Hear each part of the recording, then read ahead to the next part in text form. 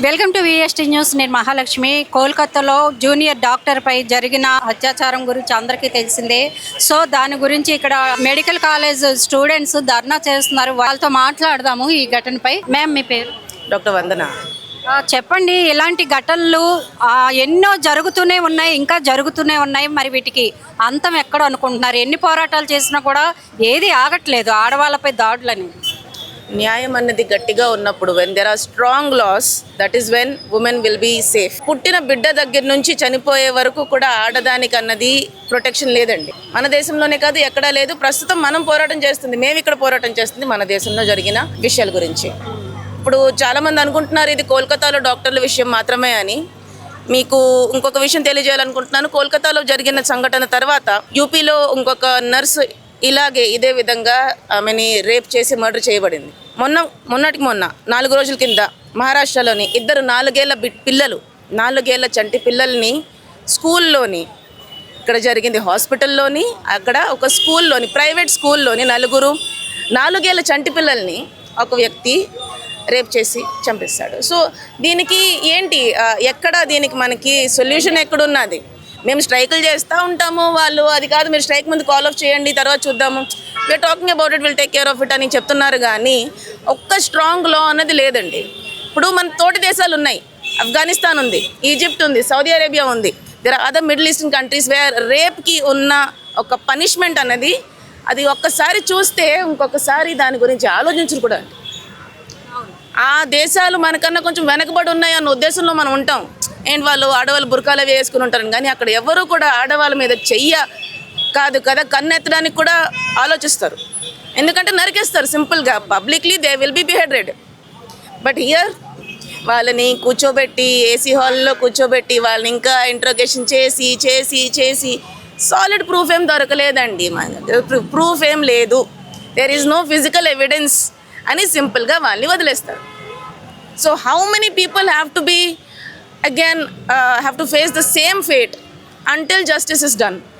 How many women, how many doctors, how many nurses, how many children, how many people have to face the same fate?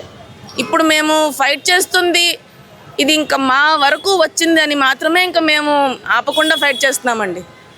ఇన్నాళ్ళు doctors అంటే సరే ఇంకా common పబ్లిక్లో జరిగింది, మన వరకు వస్తే మనం ప్రొటెక్ట్ చేద్దాము, వాళ్ళని హాస్పిటల్కి తీసుకొస్తే మేము ప్రొటెక్ట్ చేస్తామండి. కానీ ఈ రోజున మా హాస్పిటల్లో మాకు ధైర్యంగా తిరిగే స్వేచ్ఛ లేదు. ఒక లైట్ లేదు అన్నా కూడా అటువైపు వెళ్ళాలంటే భయం. ఎలాంటి సంఘటనలు జరుగుతాయండి. ఎందుకంటే recently there has been a saying that's coming out, చీకట్లోని శబ్దం అయిందంటే మగవాడైతే దెయ్యమేమో అని భయపడతాడు, ఆడదైతే మగవాడేమో అని భయపడతాడని. ఆ పరిస్థితి ఈ దేశంలో ఉన్నది ఈ రోజున. ఆ పరిస్థితిని మేము తీసేయాలనుకుంటున్నాం. ఆ పరిస్థితి తీసేయాలి అంటే there have to be strong loss.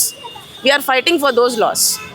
Central protection law కానీ ఏదో ఒకటి మాకు ఒక అభయహస్తం లాంటిది మాకు చూపించండి. మీకు పర్వాలేదు, మీ మీద ఎవరు వెయ్యరు, వేస్తే వాడికి శిక్ష ఇలాగుంటుంది అని మాకు గట్టిగా ఒక్క రూల్ ఇవ్వండి, మేము ఆపేస్తాం.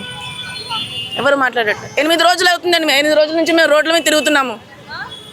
అసలు ఎవరికి తెలియదు కూడా ఏం జరుగుతుంది, ఏదో డాక్టర్లు ఏదో చేస్తున్నారు అంటున్నారు. సో ప్లీజ్ ఇఫ్ మీకు వీలైనంత వరకు మీరు అవేర్నెస్ రైజ్ చేయండి. ఇది డాక్టర్లు ఒక్కళ్ళు ఇబ్బంది కాదు, ఒక డాక్టర్ అయ్యుండి ఆ అమ్మాయి వర్క్ ప్లేస్లో ఉండగా జరిగిన సంఘటన ఇది ఎవరికైనా జరగచ్చు. డాక్టర్కి జరిగింది, ఆ తర్వాత వారం రోజుల్లో ఒక నర్సుకి జరిగింది, ఒక 4 ఏళ్ల బిడ్డకి జరిగింది, ఇంకెవరికన్నా కూడా జరగచ్చు. So please support us if you can, understand us if you can. మేము అసలు యాక్చువల్గా డ్యూటీస్ ఆపేమని చెప్తున్నాం, కానీ ఎమర్జెన్సీ అండ్ ఐసీ డ్యూటీస్ కూడా ఆపలేదు. I'm a faculty member, I'm attending the PSC duties. So I can promise you that there is no damage done to any patient because of this strike. వీలైనంత వరకు critical కేసెస్ని మాత్రం మేము maximum manage చేయడానికి try చేస్తున్నాం.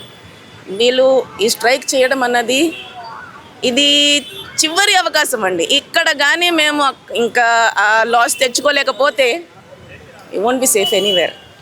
ఇంకా మేము ఈ చదవడం కూడా వేస్ట్ అండి, వదిలేసి ఈ ఫీల్డ్లో రావడానికి కూడా భయపడే రోజులు వచ్చేస్తాయి. ఇంకెందుకండి ఆడవాళ్ళు మళ్ళీ బయటికి రావడం వేస్ట్ అన్న పరిస్థితి వచ్చేస్తుంది, ఇంట్లో మళ్ళీ కూర్చోవలసిన పరిస్థితి వచ్చేస్తుంది. సో సాడ్ మేడం, మీరు అన్నట్టు ఇది నిజంగా నేను ఒక మహిళగా ఏం చెప్పాలో కూడా నాకు కూడా తెలియట్లేదు. న్యాయం జరగాలని అందరం కోరుకుంటున్నాము. Thank you madam. Thank you.